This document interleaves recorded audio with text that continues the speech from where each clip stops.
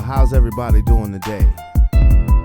This is your boy Brandon Brevon Towns, and this is Sports Plus Life. This is that sports show where we talk about all the necessary topics that we need to. So I may sound a little bit different.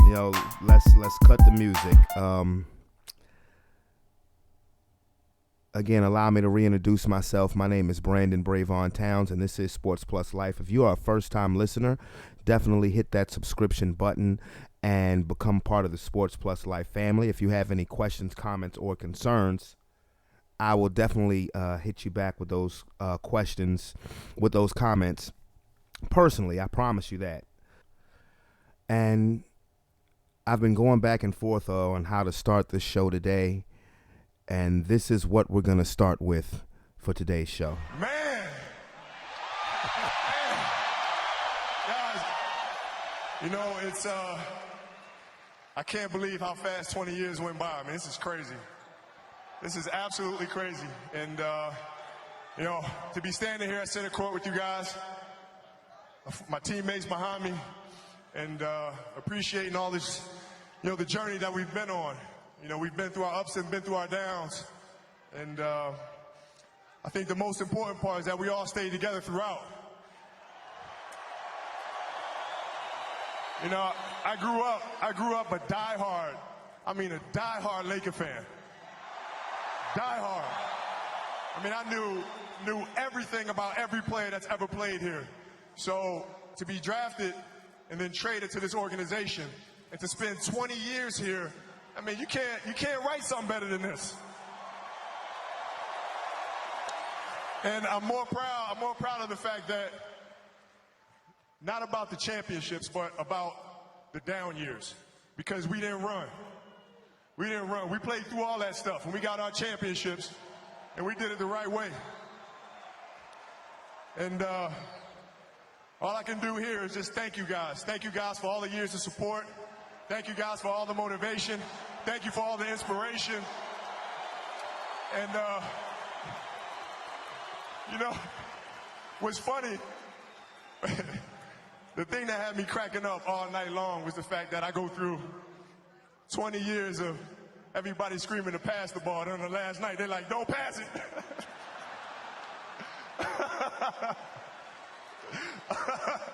This has been absolutely beautiful, you guys. I can't believe it's come to an end.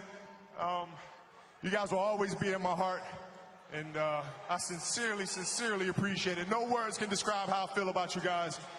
And thank you from the bottom of my heart. I love you guys, and I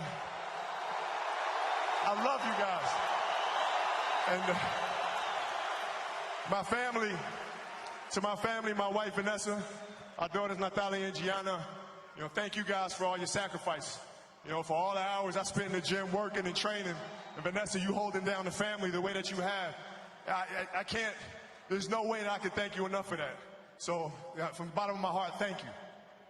And what can I say? Mamba out.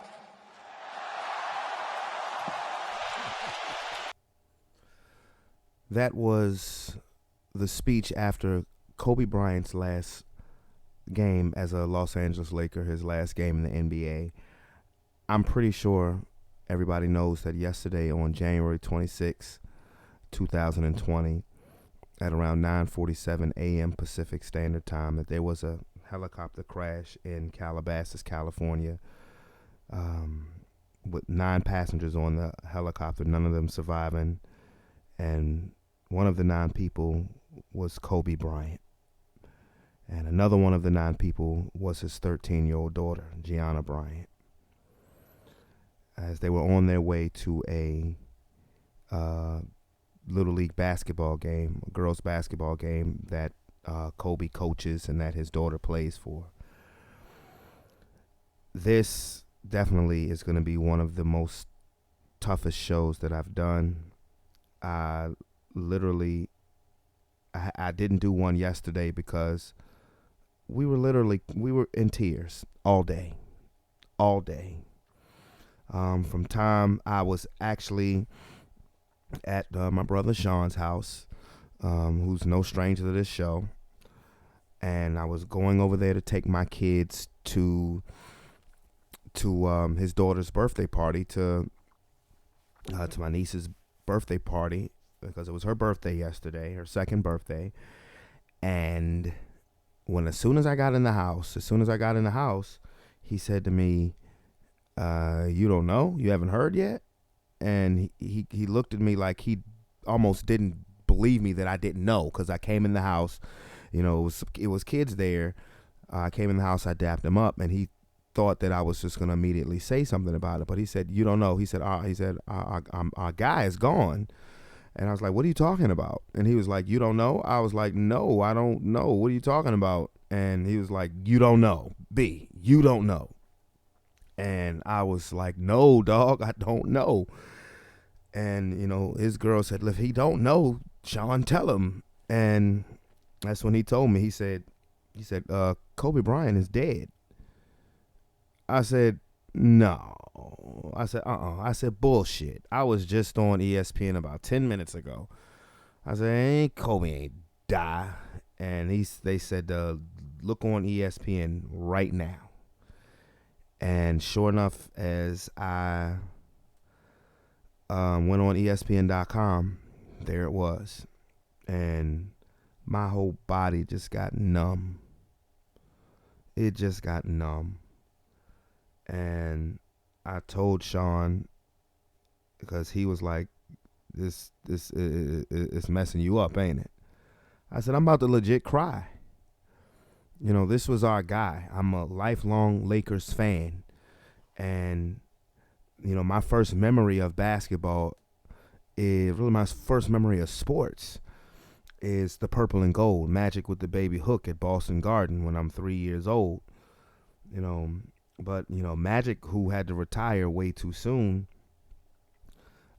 he's my first memory of basketball. But, the guy who I just simply, the guy who carried me from a teenager to a grown man, from a teenager to a husband to a father, was Kobe Bryant. And I was telling my wife, who was just emotionally distraught when I told her, because, she thinks about things on the level of yes, this is Kobe, is terrible, but goodness gracious, his daughter too, And at first they reported 5 people. Now they're saying 9 people, and it was reported that it was 3 children and 6 adults, and that's horrible.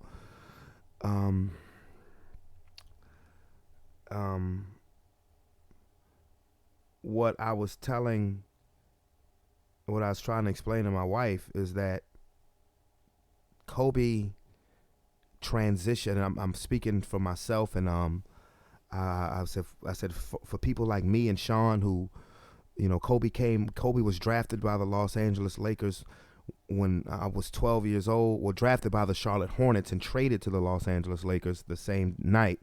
I was 12 years old, and he transitioned my sports youth from a young teenager to a grown man, and that's something that, when you actually really think about it, that's why I felt so hurt. And when I tell you I'm hurt, I'm absolutely crushed. Like I just lost my own family member, like I just lost my brother or my favorite cousin. I'm hurt. And like I said, I didn't do this yesterday because we were crying all day long.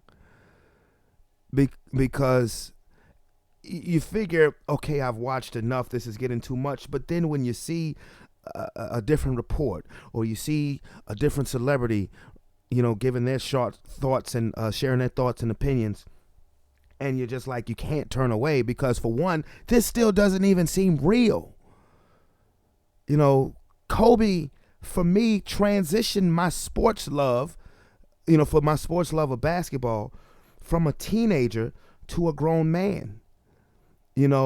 Just like we watched him in the public eye as a teenager come to the Los Angeles Lakers and leave a grown-ass man who was a husband and a father. You know, we watched all of that. You know, for me, my love of basketball, of course, my first memories are Magic. He's always been my favorite player.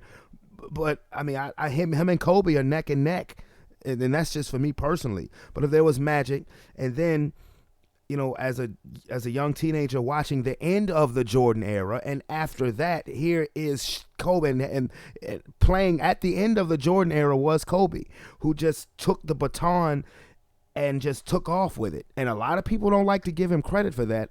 And matter of fact, that's one of the things that hasn't been fair about his career, was because there was no gap time, you know, between Michael Jordan and Kobe Bryant. Because when Jordan left the Bulls in 98, Kobe was just coming off of his first All-Star.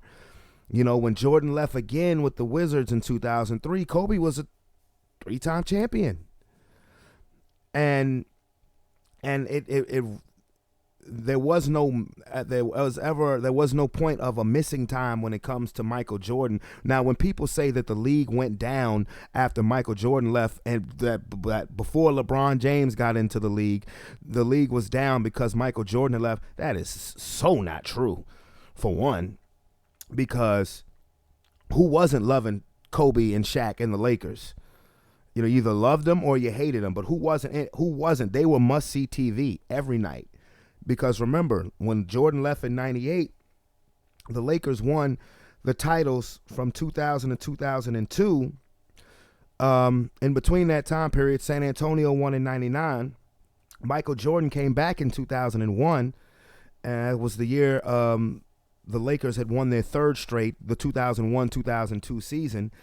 Came back for 2 more years, and then right after Jordan left for his third and final time with the Wizards, here comes LeBron James.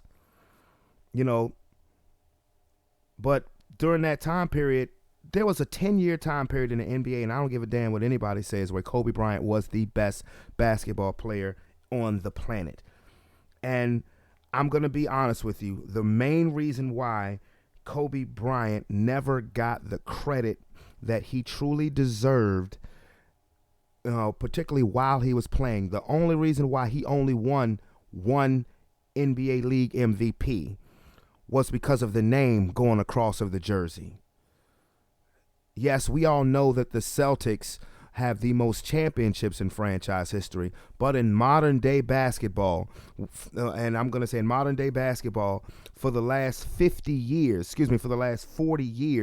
it has been the Los Angeles Lakers. They have been the gold standard of the NBA. Not even the Bulls, not even the Warriors, not even the Spurs. It's been the Lakers. And he was almost a prisoner of his own greatness and the team and the reputation of the team that he was playing for. He was a prisoner of that as well, because I guarantee you this, if Kobe Bryant was playing for any other team in the NBA, maybe with the exception of the Boston Celtics because of their historic plateau. But if he was playing for any other team in the NBA, he'd have about 3-4 league MVPs. I've always said that. I will always believe it. I'm one of those people who always said that Kobe doesn't always get a fair shake when we have these debates and these discussions. You know, because either you don't like him or you're drinking the LeBron Kool-Aid too much. And what's more crazy about this is that how much Kobe was being talked about on prior to the day of the helicopter crash, the Saturday when LeBron passed him on the all-time scoring list. And how much of a coincidence is that? It's almost creepy, to be honest with you. It's almost creepy. Because LeBron passes Kobe, shares his wonderful sentiment about Kobe and what he means to him, and then less than 24 hours later, Kobe's gone. And his daughter and the 7 other passengers, God bless them all. It's just tough, man. This is tough. This is tough because, you know, Kobe just appeared like he was living his best life at that point in time. You know, we've never seen this before with such a global iconic figure just being snatched away from us too soon. And like I said, it doesn't even seem real. It's just not fair.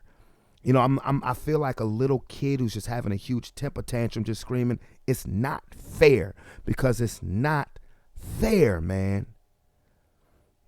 It's just not. For anybody to lose, for anybody to, have a tragic ending to their life like that is not fair. But when you have an individual that has meant so much to so many, whether you knew him or not, it just hurts. It just hurts. And to see what Kobe Bryant was transforming himself into after basketball, winning an Academy Award, doing the detail show on ESPN Plus, being an advocate not for just men's basketball but for women's basketball, and being at basketball games with his beautiful 13-year-old daughter, God rest her soul. And you see that video, and you see them, you see him explaining the game to her, and she's just soaking it all in. And it's just like, it's just surreal. It's just like, you don't, you're not supposed to question the Heavenly Father. But this is just one of those moments where you're just like, why? And it's something that's going to be hard for people to accept right now. This is one of those world-stopping moments, because this man was bigger than basketball. He had become bigger than basketball.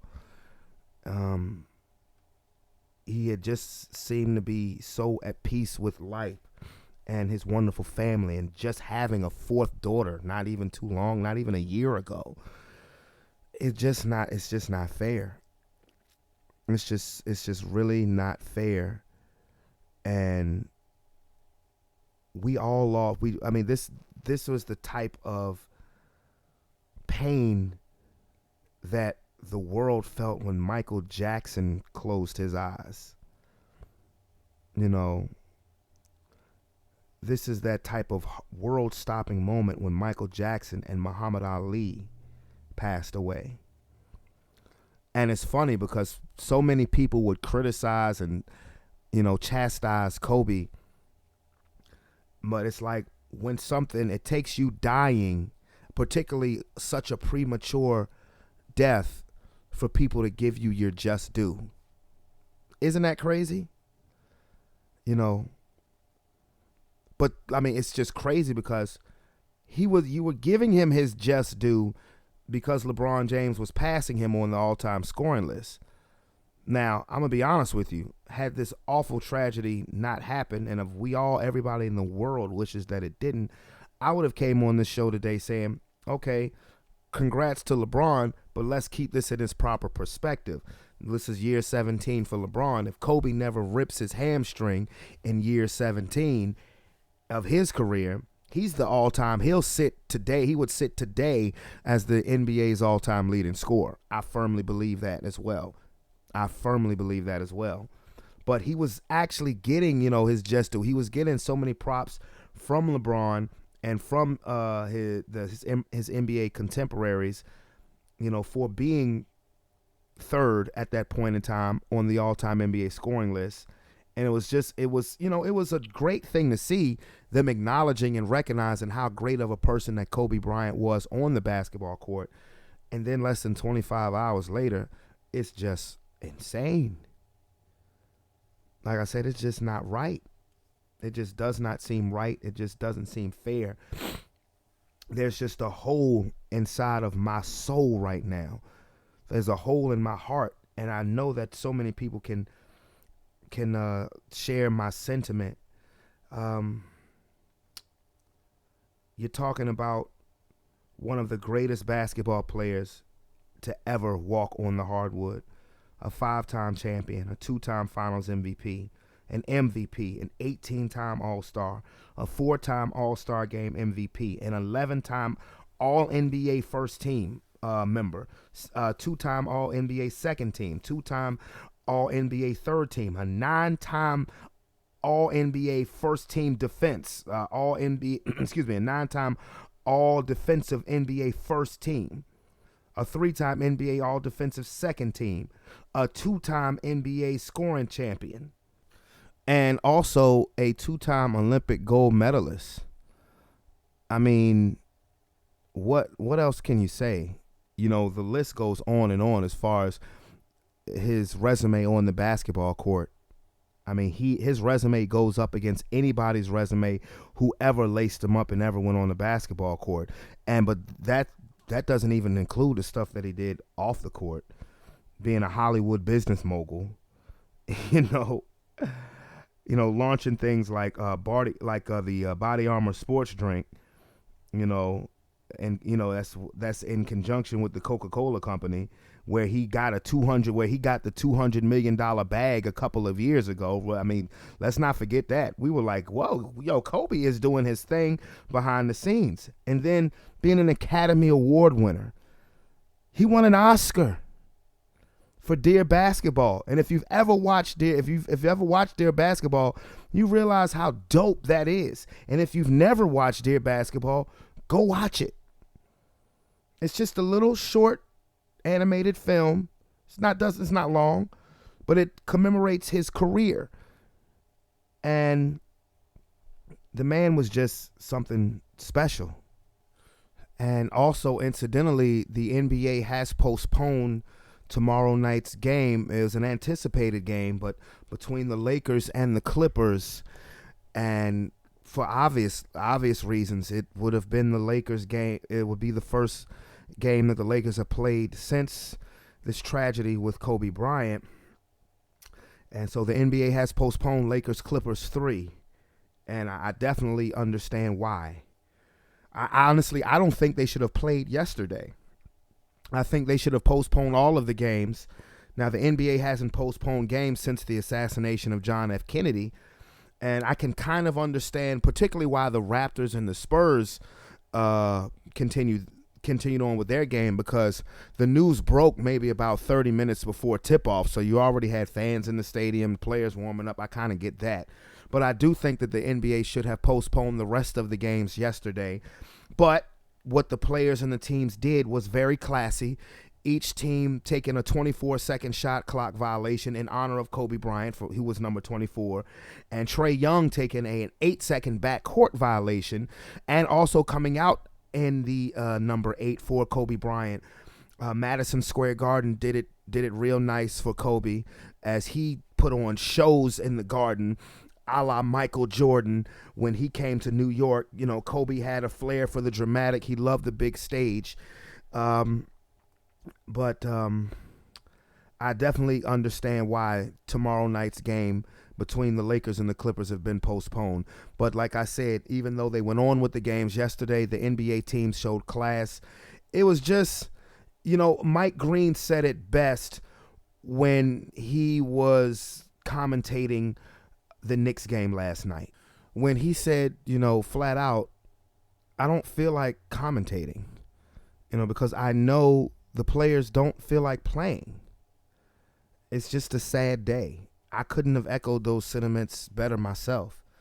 When you found out something like that so sudden, when you're just watching the man, watching career highlights of the man and seeing the tweet that he had just sent out to LeBron James congratulating him for passing him on the all-time scoring list, to him being gone just hours later, and like I said, seeing the effect that he had on not just the NBA community, but the world, it sucks. But of course you're professionals, and I'm sure everybody knows that Kobe would have wanted everybody to play. Come on now. Kobe wasn't no load management guy. No, he didn't believe in that bullshit. I believe he detested it. This is why this was my guy. And with that being said, I do have my friend of the show, my homeboy Tony. Like I said, he's no stranger. He knows what we're weighing in on, and the floor is yours, big dog. My general feeling is it's a tragic loss. My understanding, there were multiple different families actually on the helicopter, and they, everybody's on their way to practice at the Mamba Academy, and something like that happened.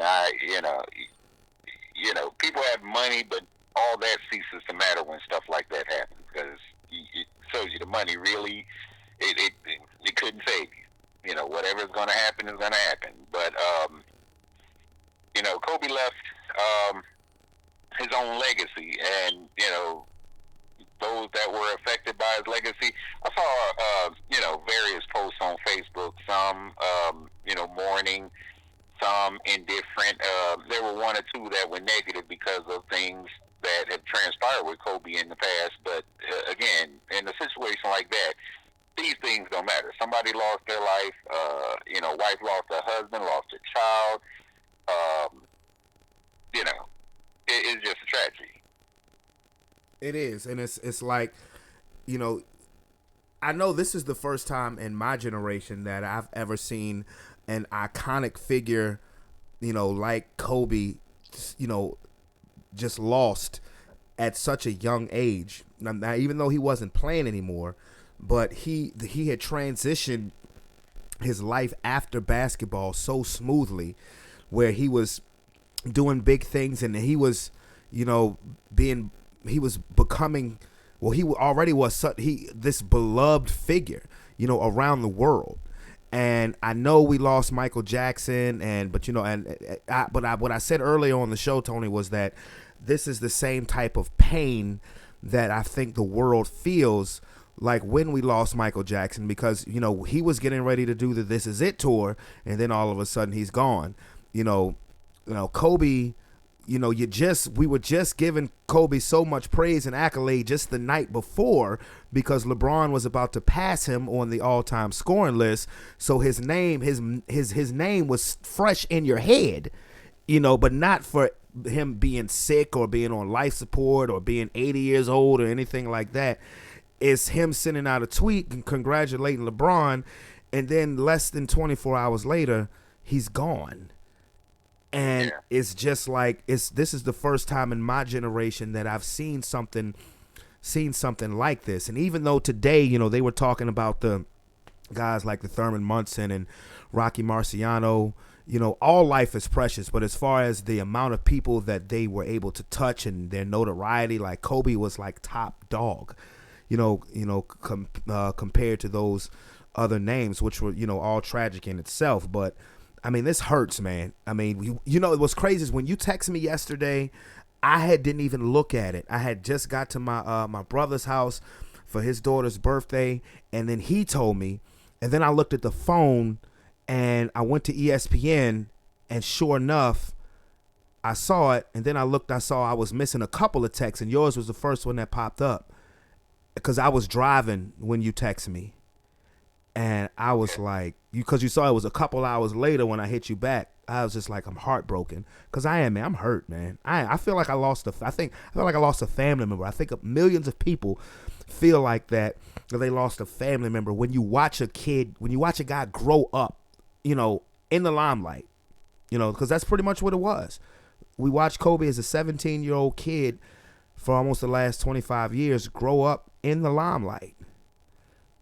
And it sucks. It's not fair, Well, my father-in-law, chimed in because he actually came up with his father, Noah Marion. Mm-hmm. And so, Kobe's young life, he was around once Pop started going overseas and this, that, and the other, kind of lost contact. But they remained in contact through the years. And like the other figures that you mentioned, whether it be Rocky Marciano, even these are people that were I guess bigger than life in their era. It would be the same as if Joe Louis, something like that had happened with Joe Louis, right? When he was on top, and we saw the effects when Muhammad Ali, right? Because these people, and you can criticize the man because you disagree with their politics. You can criticize the man because you weren't a fan. You can criticize a man because of, controversies. But again, at the end of it all, this is somebody's father, somebody's husband. He's human just like you. Strip everything else away, he's just like you. And he's somebody's son as well. Yeah. So I think people need to, take that in context and, just understand that during his time here, he didn't just dribble the ball. I've heard a lot of references. You know, it's not like he's this great political. He just dribbled the ball. Well, yeah, he won an that Oscar. mentality. Exactly. He won an Oscar. You know. Trying to diminish, somebody's achievements, somebody's, accomplishments in life outside of the sports world, it just is a dishonor. I view it as being a dishonor to the person. Absolutely. And what's crazy is like how you said that, even though, because it feels like that Kobe, even though he wasn't playing anymore, it felt like he was still on top, because he was such a figure. He was in the present light so much, and just the more painful part to me is just the daughter and the other children that were on the helicopter.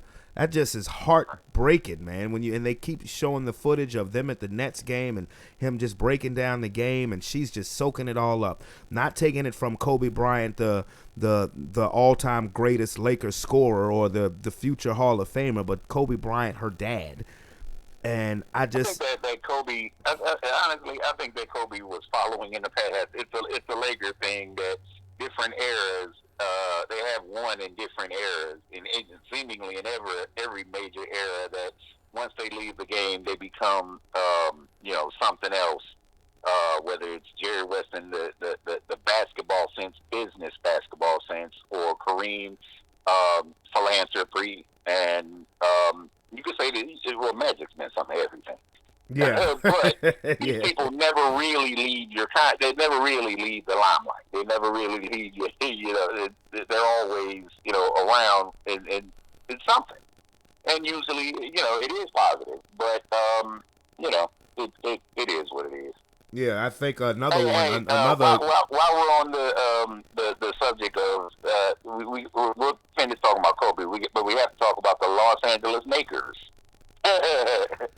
Well, the Los Angeles Lakers. That's what I meant to say. Well, I'm gonna tell you this. I'm gonna tell you. Well, they just canceled. They just postponed the game with the Clippers. That's been postponed. It was supposed to be. It was supposed to be tomorrow night. They're not going to play it. I understand why. Now, we all know the type of competitor that Kobe was. Kobe would be like, what the hell are you doing? Play the game. But I think it's out of respect because, everybody is screwed up behind this. Everybody. But as far as the Lakers go, I'm going to say this, and I'm saying this with all serious and sincerity. I don't root for LeBron James. I'm not quiet about that. I'm not apologetic about that. Even though I'm a lifelong Lakers fan and he is a Laker, I don't root for him. I don't root for him. It's got nothing to do with him as a person off the court. Seems like a dedicated husband, father, philanthropist, whatever. But he annoys me on the basketball court. But I'm saying this now. He better get it done this season. They better win. Because honestly, I think the Clippers are a better team. I've told you this. But they better win. They better win this year. I know you probably think different. I just reserve it because the win one for the Gipper thing. There have been those storybook things, storybook situations. But let's go back to I guess what will be the one of the last ones? Maybe Brett Favre. The situation, and he with made his father? It to the playoffs, and that inspiration can only carry you but so far. I don't think that, like you, I'm not a LeBron. I don't think LeBron takes that kind of inspiration.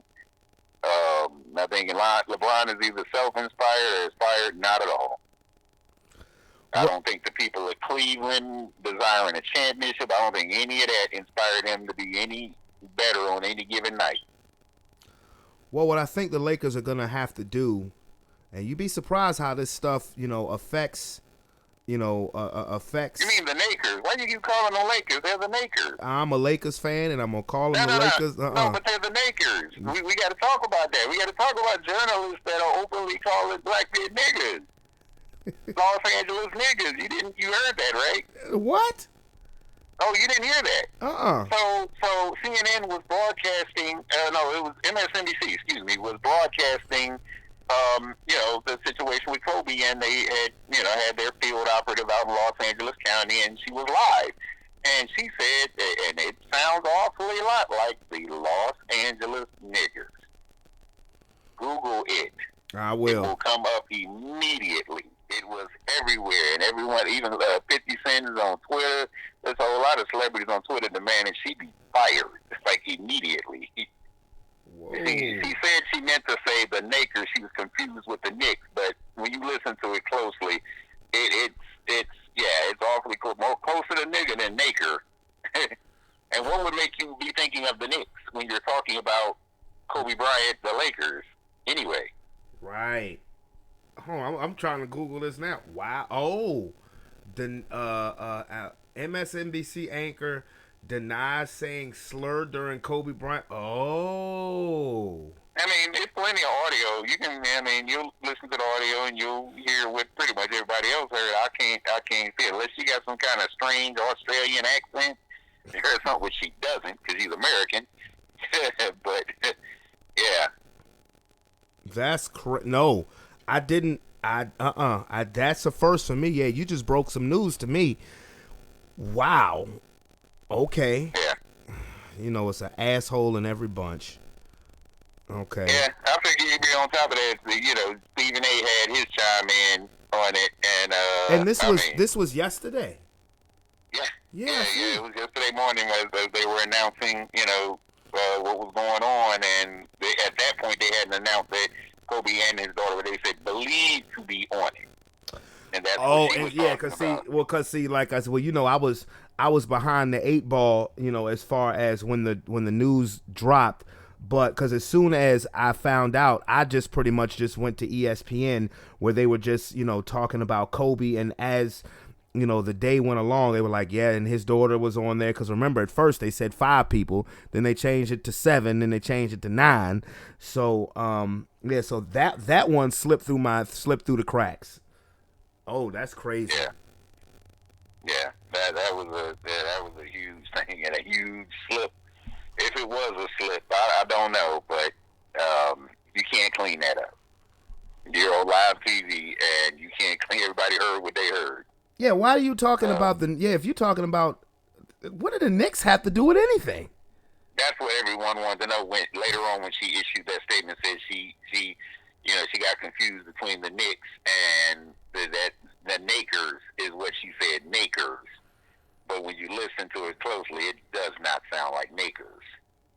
It sounds like she said Los Angeles niggas. Yeah, it's not jumbled. It's not, she had a Bruce Almighty moment. Somebody in the background was playing with the teleprompter or something. Who knows? But I just know it was not. Yeah, and from what they've said so far as that there was a fire on the helicopter. Yeah, and that's what I heard. They were over a semi-mountainous region. Right. They were over residential houses up there, but also, there's mountain there, and they end up hitting, the side of the mountain. Yeah. And so it may have taken them a while to, because the fire chief and the sheriff's department, they were talking about the challenges in trying to traverse the region and having to fly the coroners. They had to fly them in and drop them in to be able to search for the remains. And they were also talking about the weather, how the police department was, they said that they would not allow their choppers to go out and fly because of the weather, it being too foggy. So, they say, I don't know if they're saying that trying to say that the weather had something to do with it or not, but whatever. And I know that I've heard people say, why didn't he just drive? Apparently wherever he had to go, the quickest way to get there was by helicopter, because you figure if they were in the air for 40 minutes, in California traffic, they'd have probably been in a vehicle for about 3 or 4 hours. And it was his personal helicopter. Yeah, and it was. I was going to say, and that's how he traveled. Yeah, that's how he traveled. Right. It was just a freak situation. things happen. I'm sure, before they took off, that pilot, if he was doing his due diligence, would have had to have heard the same weather reports. Well, I read an article where they said the pilot asked for special permission to fly because of the weather conditions. Okay. And it was given to him, clearly. Oh, clearly, yeah. So, I mean, what after that, what can you do? You can advise, but what can you do? Yeah. It's a messed up. It's just a messed up situation. I just feel for his wife and the other families too, because a whole nother family was lost on the helicopter. I just feel for everybody because it's just like you said. You can have all the money in the world, and at that time, it can't help you. Right. It just kind of makes you just want to, if you're holding on to something petty and things like that. And I know this is a spur of the moment because people are going to be who they are no matter what. This is a tragic situation, whether you love the guy or hated the guy. It's a tragic situation, and it's the classic case of tomorrow's not promised to you. And, there are going to be people out there saying, if you have something petty, holding something petty, let it go. And I agree with it. But people are still going to be who they are. The world isn't petty. There's something out there, and it's went semi-viral. You'll probably stumble across it. I'm not gonna mention the name or anything because I'm not gonna give it no free advertisement. I'll just say it's a sister with a video, sequence of videos out there, Facebook, and it's going viral. Where the header is simply put, "Why would black women mourn Kobe Bryant?" It's exactly my point. Exactly. And like you said earlier, whether you like him or not, Kobe was still somebody's husband, somebody's father. He was somebody's son. And it makes no sense why. For one, it makes no sense to me why you're going to try to throw salt on a wound that's so deep right now. So deep. Just too early. And like I said, people are still going to be who the hell they are. And it sucks. Now, as far as Kobe Bryant, the basketball player, I said earlier that you can put his resume up against damn near anybody. I said that if this awful tragedy would not have happened, that I would have came on the show today, giving LeBron props for passing him on the all-time list, but also reiterating that had Kobe never snapped his hamstring in his 17th season, he would sit here today as the NBA's all-time leading scorer. I firmly believe that. And I also believe that Kobe was, because Kobe was so great on the floor. Kobe was a prisoner of the name on his jersey, on the front of his jersey, because the only reason why I believe that he didn't win 3 or 4 NBA League MVPs is because he was a Laker. And the Lakers have been in the modern basketball, and the modern day basketball have been the gold standard. And I'm talking about going back for the last 40 years, that they have been the gold standard. And Kobe was kind of a prisoner of that, because if you had put Kobe on any other team in the league, Kobe would have had. I believe. I said that's not fair, because you can make that argument with a lot of people. You could flip that, and make the argument with Jordan, and why Karl Malone won MVPs when Jordan was still in the league. We all knew. Well, like I said, Jordan and Kobe had pretty much the same standards of themselves. You could have named Jordan the MVP for a number of years in a row, just like you could have named the MVP. You could have named Shaq the MVP for a number of years in a row. But how many Finals MVPs did Jordan? I mean, how many league MVPs did Jordan get? About 3. Yeah. About 3. Yeah. It helps for one. Jordan was, when he was in his prime, he simply was the man. Magic had to bow out because of the HIV. And Shaq was still a young puppy. And Barkley and Ewan and Malone and all of them were eating Jordan's dust. Jordan was that dude. and so he at least got the 3 NBA MVPs. I definitely believe because one, the Lakers were barely making the playoffs, and two, because, like I said, he's a Laker. Because through that, I argued those MVPs and explained to people why Jordan didn't win, because it was by default he was the MVP of the league, the league, period, not a team, and that's what the MVP is about. And particularly, look at the Shaq Steve Nash situation. Well, the turnaround, it was the turnaround of Phoenix. You go from this record and then you win. What they win 28 more games. Right. The next season or something like that, that's MVP worthy. You individually caused that to happen. Well, I personally thought that Steve Nash should have won the MVP, particularly that first year. I do believe that. I do think he should have won MVP. But I will always believe that Kobe should have definitely won more than the one MVP that he did. And I think a lot of that had to do with the name on his jersey and the fact that they were... and Pau Gasol. Specifically, Shaq and Pau Gasol. Well, definitely Shaq. Definitely not win the MVP. Definitely. Well, definitely Shaq. But the year Kobe won the MVP, Gasol. That's the year that Gasol got there via trade. I definitely think Kobe should have won the MVP the next year as well in 2009, but they gave it to LeBron. As a matter of fact, they gave the next 2 MVPs to LeBron. And 2009, I definitely think that Kobe should have won. I think because the Cavaliers had one more win than the Lakers. They gave it to LeBron. But the only way, my silver lining to that was, okay, hey, LeBron won the league MVP. Kobe got the finals MVP. I'll take that finals MVP. But it's funny how a lot of people who have criticized him over the years, particularly sports talking heads, have come out and just apologized today and yesterday. Just so many apologies. And it's like, it's crazy sometimes how a guy has to die for you to realize, how great somebody was. But that's usually the case, unfortunately. Well, man, I hear you on that one. I can't like them or dislike them. The numbers are the numbers. You saw what you saw, so you can't unsee. Shooting going 82. 81. 81.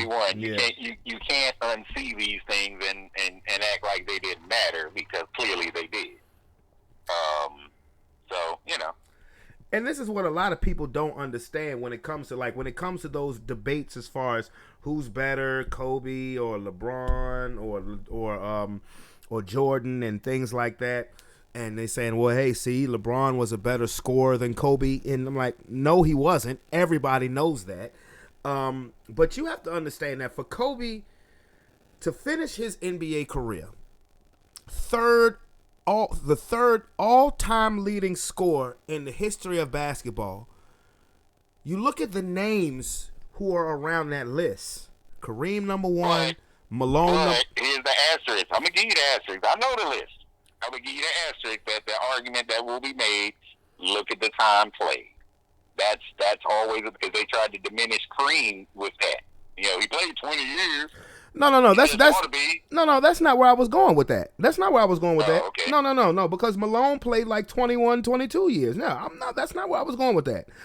I was going with the fact that if you look at all of the people who was on that list, Kareem, Malone, Jordan, now LeBron, you're talking about guys who, and a lot of people don't think about this, but to me this matters. You're talking about a guy who wasn't even the number 1 option on his own team until his 9th year in the league. People don't think about that, because when Kobe was drafted and traded to the Lakers were a championship contending team. Magic Johnson had just retired. They the season before, they had just got put out by the Rockets in the playoffs.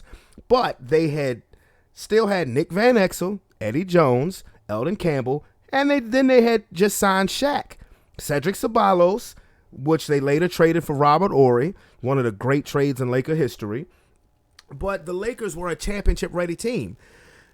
And as opposed to when Kareem went to the Bucks. Of course, basketball was way different back then. Malone went to Utah. Jordan went to Chicago. LeBron went to Cleveland. These were all guys who were handed the keys to the franchise from day one. They were the number one option on their team their entire career, or the majority of their career. And Kobe, who he didn't even become a starter. He didn't even become a starter until his third year in the league, and that was a 50-game strike-shortened season. And he didn't become the number one option until after Shaq left. And then on top of that, pops his Achilles in year 17.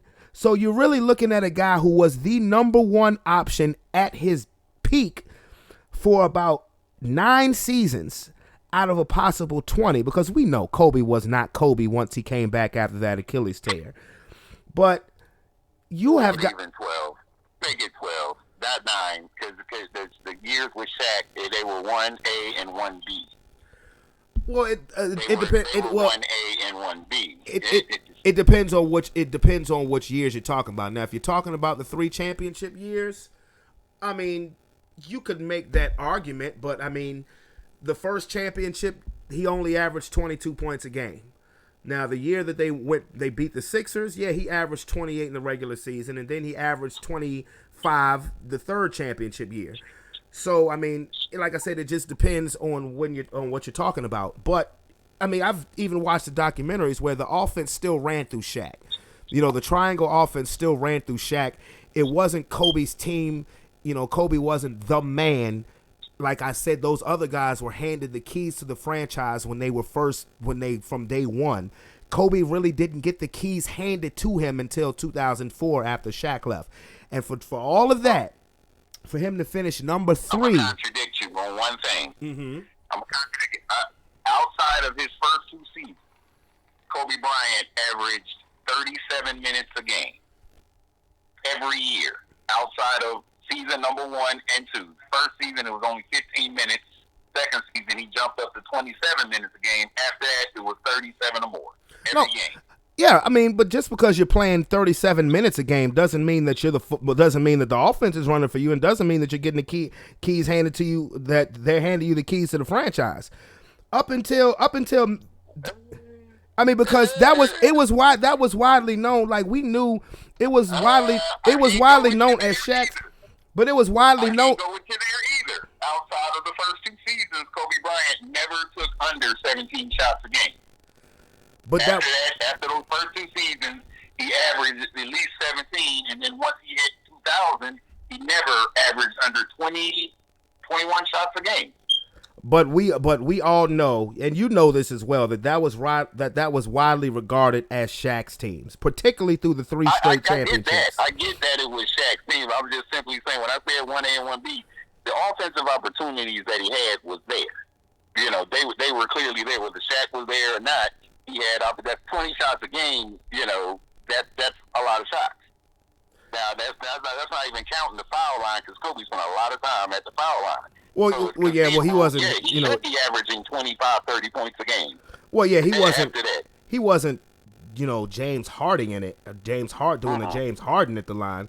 But yeah, he spent a lot of time at the line. But the point I'm trying to say is that, for him to finish 3rd all time in scoring, knowing that, because for one, when he came out of high school, it was news. It was a big story, but it wasn't as popular as 7 years later, where you're saying, okay, you're going to, like with LeBron, okay, you're going to be the number 1 pick. You're getting the keys to the franchise. It's your show.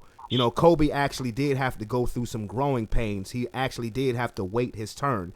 He didn't come there automatically and unseat Eddie Jones or Nick Van Exel or anything like that. And then on top of that, they signed the prize free agent of that 96 offseason in Shaq, and you knew that was going to be his team, because Shaq was only 24 years old himself. So during the 3 championship years, which were Shaq's apex, the prime of Shaq's career, yeah, Kobe took a lot of shots, but I mean, the Phil Jackson's offense was running through Shaq. Kobe was the one who made a lot of the decisions, and he decided to shoot a lot. But that was still Shaq's team. You know, it really wasn't, you know, the keys weren't handed to Kobe until after Shaq left. So for all of that, you know, to still finish with over 33,000 points, that's a bad dude. That's how the triangle was designed to work anyway. Irregardless, even with the Bulls, with Tex Winters was at the Bulls. That ball went into Bill Cartwright. Or Grant. It was going to come back out. Or Grant, yeah. But it was going in. It was going in first, and that's how the game was played, inside out at that time. Oh, yeah. While Akeem, you know, was the dominant force he was, that ball was, there was a good chance it was coming back out. So shot attempts, because I don't think Shaq, throughout his career, averaged over, I think only like 2 or 3 times, averaged over 20 attempts a game. A year. A season. Normally he was under 20 attempts, but because he's right there at the rim, that field goal percentage is ridiculous. Oh, yeah. So nobody could stop him. So I get what you're saying. It was the Shaq being the larger than life figure and Kobe being more standoffish, particularly with the media. Yeah, right, exactly. You know, they favored the limelight. You know, the limelight guys. Shaq always had something to say, you know, or whatever. So I get that. You know, I get that. But him being ended up on that score, it's not a surprise. If you're proficient and you're averaging that amount of shot attempts a game, you're going to be a Hall of Famer. Well, you got to make a lot of them too. You can't just suck. I don't know. No, honestly, maybe Latrell Sprewell, maybe Latrell. Oh man, dudes like that, maybe they don't make it, but you know. And he was a damn good. He was a damn Kobe good player. Was the type of guy. This is one thing that no one could ever say about Kobe, and this is something. If anybody, any young players, you know, you look at his highlights and take from it whatever you want. But what you really should be looking at is work ethic. Absolutely. How his game progressed and developed. Yeah, you could say he copied Jordan, but it take a lot to copy somebody move. You know, his game changed. His game progressed. Right. And a lot of these young players, they make no effort to do so. None So, whatsoever. He was one of the. You look at him, and you have to say he's one of the hardest workers to ever play the game. Well, let me ask you something. Do you think if he tears his Achilles against Golden State, do you think he finishes his career as the all-time leading scorer? Because think about it, in year 17, no. in year 17, he was averaging 27. Now, I'm not saying he would have averaged 20. You don't think so? No, Okay. and that's kind of misleading. I think that he had already kind of signaled it was going to be sort of coming down to his last hurrah, and so he was being fed a lot. The ball to still score is still, you know, amazing feat. However, I don't think that would have happened because the Lakers would have hit the reset button and going through rebuild. You still got his salary on the books. You don't have any. You don't have any plug-and-play pieces that you can acquire, because certainly LeBron wouldn't have been on that plug-and-play list if Kobe hadn't done that. So, well, remember, after the ACL injury, they gave him a 2-year extension, and it was like $25 million a year, and everybody was like, "What are you doing?" That people was because his game clearly wasn't the same since the ACL tear. Business decision. Right. But it's the same reason why you would continue to run, you know, Wilt out there with starter minutes when his skills had diminished. Same thing with Kareem. At this point, these dudes are larger than life, and they sell the jerseys. They put people in the seats. Right, but what flashes of their greatness. But when I say, do you think he would have passed Kareem in the all-time scoring list? I'm looking as far as totality. If he doesn't, you know, tear his Achilles, the next season he only played 6 games. You know, and in his 19th season, he only played 35 games. And then in his final season, he played 66 games. So you figure even if, because in year 18, he averaged 13 points a game. In year 19, 22. And then his last year, he averaged 17. But if you figure you don't tear the ACL, you're still, you know, you don't tear the ACL, and you're playing maybe, let's say you're playing about 72 games per season for the next 3 years, and let's say you're averaging about 24 points. I could easily see him passing Kareem just on that alone, just on being available, you know, just on being available and not having the reconstructed knee where you're still where you're still good enough to drop 24 points a game, average 24 points a game for the next 3 years. Maybe. It's a maybe. It's a hard maybe, but it's a maybe because, the Lakers, are the Lakers being competitive while you're doing that, or is he just literally chasing numbers? Well, it's all relative. Well, at that point in time, I mean, I can't ever sit here and say that Kobe would just chase numbers and not try to win. I just didn't see that in his DNA. Now, if the team around him was trash, I could still see him giving it his all, just to win. And maybe with the exception of the last year when he said, "Yo, I don't feel like doing this anymore," and it was pretty much just a farewell tour, where he still went out there and balled, but it was, we knew that this was the end of him on the basketball court. But I believe if that ACL injury doesn't happen and the Lakers go into the playoffs that year, even if they're done in the first round, and they ended up playing San Antonio, who went to the finals that year, but if he's not having to rehab, I believe that it's things turn out definitely different. He didn't pass Jordan on the all-time scoring list until his last season. I definitely believe that happens a season earlier if he stayed healthy. I mean, but it's all what ifs or what could have been. That's a funny thing too, because Jordan said when he got passed on this, he actually said, "I don't care. Like, I don't care." Like, I don't care. That's one. Who, Jordan? And response to that, and that I don't think he honestly does care. Well, one thing I will say, that life after basketball, while Jordan has always been winning because of the endorsements in the overall Jordan brand, but Jordan has never seemed to be happy. You know what I'm saying? Jordan has never seemed to be at peace. I think he honestly wishes if he could still play. I think if he was able to play in the big three, I honestly think he would do it. But well, actually, that ain't what he said. Well, he's not gonna say he's unhappy. His answer as to why he doesn't care about a stat like that is he quoted something Jim Brown told him. And for the people that are got more rushing yards career wise than Jim Brown, do you not realize if I didn't walk away? Oh, no, that's not where I was going with that, because if Michael Jordan had never walked away, he would be the all-time leading scorer in NBA history. No, I'm not going there. Oh, no, absolutely not, because Jordan finished at number 2 all-time when he retired, and he only played 14 years. No question about it. If Mike had never walked away at least the second time, he would have been the all-time leading scorer in NBA history. I'm just talking about that transition from, playing basketball to not playing basketball anymore. Kobe just seemed really enjoying himself. It's where Jordan just seems a bit surly. Always seems a bit surly. Mike don't do nothing but smoke cigars and play golf with his white woman and play golf and gamble. Yeah. That's it. Yeah. I had to throw that last part in there because, it's a thing, but it ain't my thing. It's a thing. Oh, no.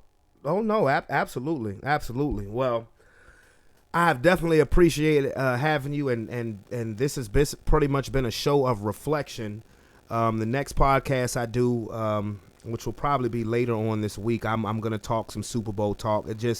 Today just wasn't the day. Dude, I mean, honestly, I feel like I lost a family member, and I was balling all day. I was, it was crazy. But I'm gonna give you one parting shot, and for all the people, that send their condolences out, and have whatever to say about Kobe, they had this experience with. I'm talking about the positive. The one that I felt that was probably one of the most heartfelt was Carmelo.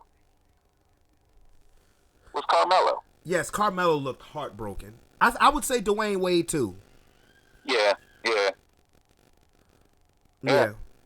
Carmelo, because him and Carmelo got real tight in those Olympics. Like, they were real tight. And Carmelo looked very hurt. He looked crushed. He couldn't even finish. He couldn't even finish his interview. things you didn't even know come out. You know, T-Tech Shaq's son the night before. And, yes, my wife showed me that. I was like, what you wow. think on the surface is not necessarily what it is. Yep. Even on our site, Cowboy site, Jason Witten was talking about him and Kobe in New York. I didn't even know they ever had any contact. Right. Clearly they did. And he posting pictures of it. Like, what you and Kobe doing in New York? Jason Witten. Right, exactly. But, well, people cross paths and they get to know the person. All we see is the image of the person, what's projected to us through the sports, through whatever, that has no bearing on the man. So those that criticize, they need to fall back. That's all I got to say. Definitely. Well said. Well said. And I'll definitely hit you up for the next one when we talk some Super Bowl. We'll talk some Super Bowl compare and contrast. But I appreciate you, big dog. Yes, sir. Have a good evening. You too. Oh, that was my man, Tony. And definitely insightful. And, well, as I said earlier, this was going to be the toughest show that I've done. And we lost a global icon. And it's been kind of fun actually sharing the, going back and forth with Tony as far as the debates and the scoring and things like that, because, we'll do that stuff anyway.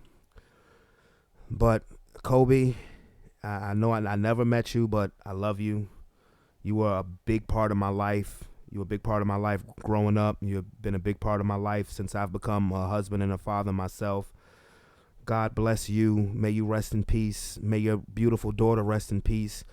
May the other 7 passengers, the 2 of which were also children, may they rest in peace. May God bless them and their families, and I hope and pray that their family can try to find some sort of peace and strength in the Lord. And it's just, it's tough. It's tough. But this has been another episode of Sports Plus Life. Everybody say a prayer tonight for not just the Bryant family, but the families, all families who were impacted by this terrible, terrible tragedy. And if you're a basketball fan like me, definitely remember all of the good time and the joy that this man brought into our lives for 20 years. And maybe we can find some kind of peace and resolution in that, because that's something that we will always have. And again, my name is Brandon Brevon Towns. This has been Sports Plus Life. And you guys, I'll be back. Peace.